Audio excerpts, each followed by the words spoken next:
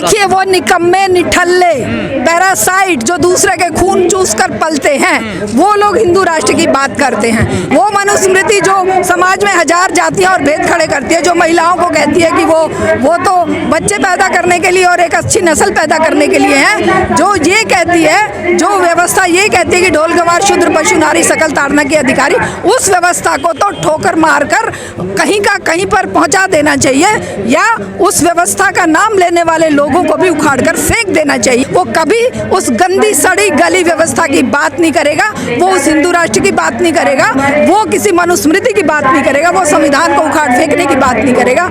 ये बात वही लोग कर रहे हैं जो दूसरों का खून चूस रहे हैं। संविधान को आज पीछे करके मनुस्मृति या किसी दूसरे तरीके की व्यवस्था लागू करना चाहते हैं, तो वो घोड़े के पीछे, गाड़ी के पीछे घोड़ा बांधना चाहते हैं। हम तो कहते हैं मंदिरों की जगह स्कूल बना दो, मंदिरों की जगह तुम हॉस्पिटल बना दो। मंदिर मस्जिद बन रहे हैं, स्कूल हॉस्पिटल बेचे जा रहे हैं, उजाड़े जा रहे हैं। महिला विरोधी किताबें भी हैं, महिला विरोधी व्यवस्था भी है, महिला विरोधी मानसिकता भी है, और किताबों को लेकर झगड़ने से की बजाय अगर हम उन किताबों में लिखी हुई बातों को मानने से इनकार करते हुए सड़कों पर उतरें, क्योंकि ये विवादों से कुछ नहीं होने वाला। विवाद चलते रहे, वो सब कुछ उनकी मुट्ठी में कैद है, संसद उनकी मुट्ठी में, करते रहो विवाद। संसद के अलावा सुप्रीम कोर्ट तक उनकी मुट्ठी में। जजेस को लालच देकर कभी राज्यसभा का सदस्य बना देंगे, कभी राज्यपाल बना देंगे, कभी किसी का हेड बना देंगे इन्वेस्टिगेशन एजेंसी का।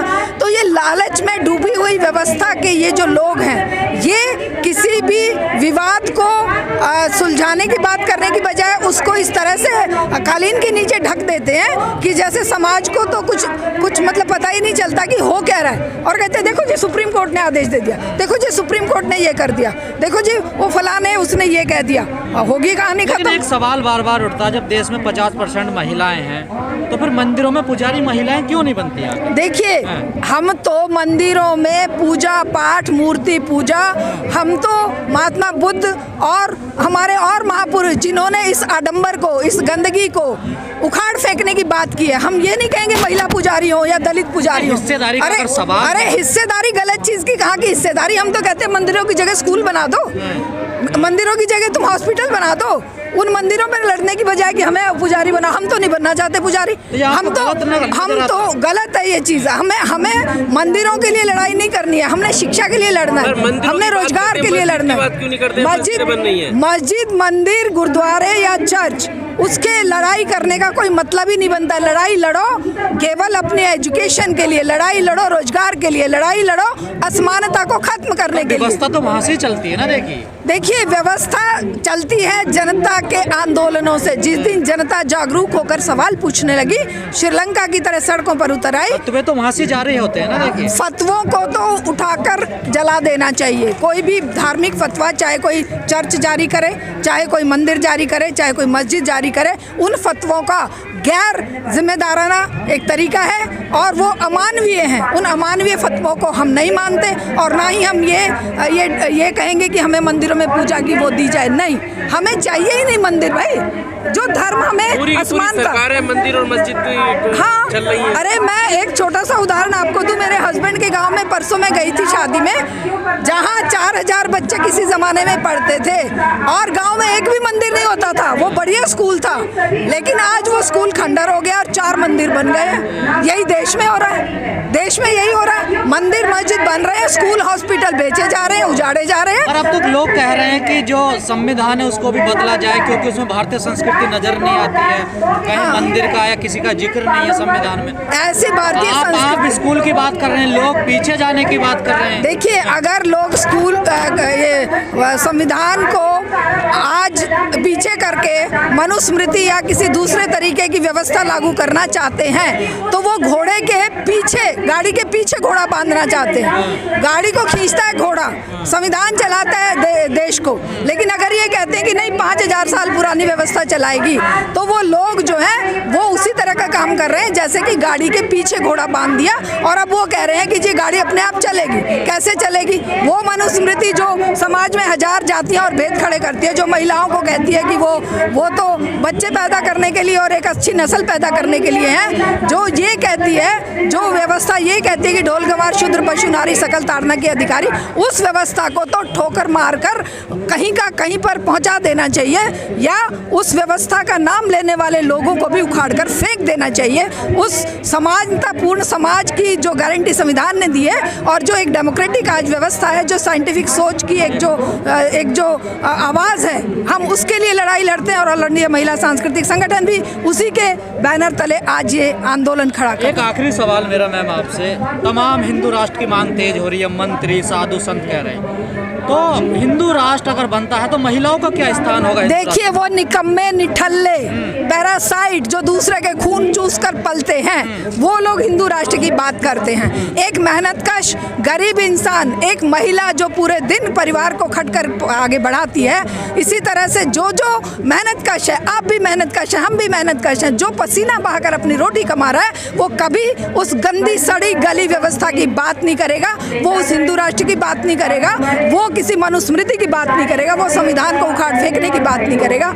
ये बात वही लोग कर रहे हैं जो दूसरों का खून चूस रहे हैं, अडानी जैसे घटिया लोग, जो देश का पैसा लेकर बर्बाद करके देश विश्व के अमीर बन गए और आज देश को डुबो रहे हैं। कह रहे हैं ना विश्व गुरु बनेगा भारत, अखंड बन गया ना, भुखमरी की लिस्ट में 107वें नंबर पे पहुंच गया, गरीबी में, बेरोजगारी में ऊपर जा रहा है। तो ये जो व्यवस्था है, ये विश्व गुरु बनाएगी क्या?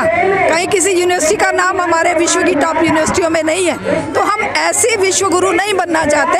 हम हमारे देश में सबको रोटी रोजी मिले, शिक्षा चिकित्सा फ्री हो, लोगों के सबके जीवन सुंदर बने, वो विश्व गुरु क्या, हम तो अपने आप को ही गुरु बनाना चाहते हैं इस दिशा में। हमें ऐसा विश्व गुरु नहीं चाहिए जो ये मोदी सरकार बना रही है। योगी मोदी की सरकारें यही करेंगी। बुलडोजर का आतंक, हाँ, बुलडोजर, और कहीं पर ये बेटियों को मार के जला देंगे, कहीं बेटियों को मार के नदी में फेंक देंगे, कहीं गाड़ियों से बांध के घुमाएंगे। सारों में ही तो इनके नेता शामिल हैं। तो इनको आता क्या है?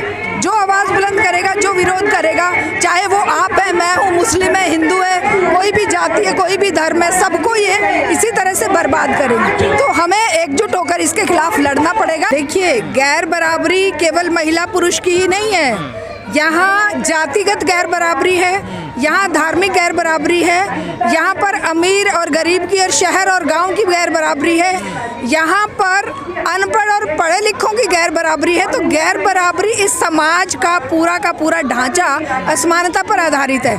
लेकिन दुख की बात यह है कि महिला पुरुष की गैर बराबरी इतनी अपरेंट और इतनी दुखदाई है, क्योंकि 50% आबादी जब तक घरों में कैद रहेगी, जब तक उन पर अन्याय अत्याचार होते रहेंगे, जब तक उनको घरों से बाहर निकलते हुए दहशत होगी, तब तक कोई भी देश, कोई भी समाज, कोई भी परिवार तरक्की नहीं कर सकता। अत्याचार होता, लक्ष्मी मानते हैं ना भारत में, तो महिला ये वही लोग पूजते हैं महिला। हाँ, ये वही लोग लक्ष्मी मानते हैं और पूजा का दावा करते हैं, जो अंकिता भंडारी जैसे बच्चों को मारकर नदी में फेंक देते हैं, जो अंजलि जैसे बच्चों को 12 किलोमीटर गाड़ी के साथ बांधकर मार देते हैं, जो एक 8 साल की गुड़िया कैंट की बेटी को मार देते हैं, जो हाथरस में रात को ही जला देते हैं, वो जो उन्नाव में उसके पूरे परिवार को खत्म कर देते हैं, सत्ता में बैठे हैं, वही भेड़िए हैं जो ये लक्ष्मी मानते हैं और जो ये बकवास करते हैं कि हम तो देवी मानते हैं और इनकी पूजा करते हैं। और हमारे इतिहास भरा पड़ा है वीरांगनाओं से।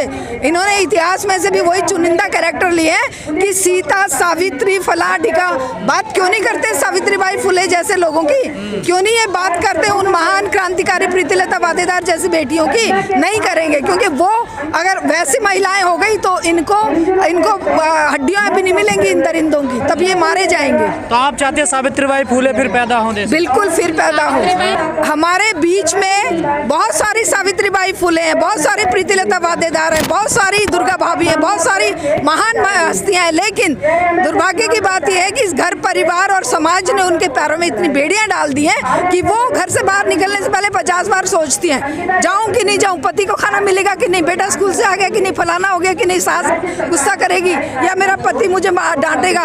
क्यों भाई? क्रांतिकारी परिवर्तन जब भी समाज जागता है, जब भी समाज अंगड़ाई लेता है, जब भी समाज अन्याय, अत्याचार, असमानता के खिलाफ कोई मूवमेंट खड़ा करता है, तब जो फायदा लूटने वाले लोग हैं, जो सत्ता से चिपके वाले लोग हैं, जो उस व्यवस्था से आनंद उठा रहे होते हैं, वो लोग उस आंदोलन को कुचलने के लिए पीछे की गंदगी को आगे लाने की कोशिश करते हैं। वो कोशिश करते हैं कि उस सारी व्यवस्था को जिसमें वो पूरा जमकर बैठे हुए हैं, जो लूट रहे हैं, वो व्यवस्था हिल ना जाए। लेकिन ये हिलेगी, बहुत बुरी तरह से हिलेगी। और जिस तरह से बाढ़ जब आती है तो सब कुछ बह जाता है, उसी तरह जब महिला आंदोलन खड़ा होगा, जब दलित और दबे कुचले लोगों का आंदोलन खड़ा होगा, जब गरीब लोगों का आंदोलन खड़ा होगा, तो ये मुट्ठी भर लोग। आज ही मैं सुन रही थी कि 21 घरानों के हाथ में देश की लगभग 75% संपदा है। 21 घराने, समझिए कितना रेशो बैठता है 140 करोड़ लोगों में से। अरे कमाल हो गया। लोगों की रोटी छीन रही है, लोगों के रोजगार छीन रहे हैं। बेटियों को 19 साल की अंकिता भंडारी को नौकरी करने जाना पड़ता है, 22-23 साल की अंजलि को रात को नौकरी करना पड़ रहा है। क्यों? क्योंकि घर परिवारों में खाने को नहीं है, घर परिवारों में रोटी रोजी का जुगाड़ नहीं है, और ऐसी स्थिति में उनकी सुरक्षा नहीं है।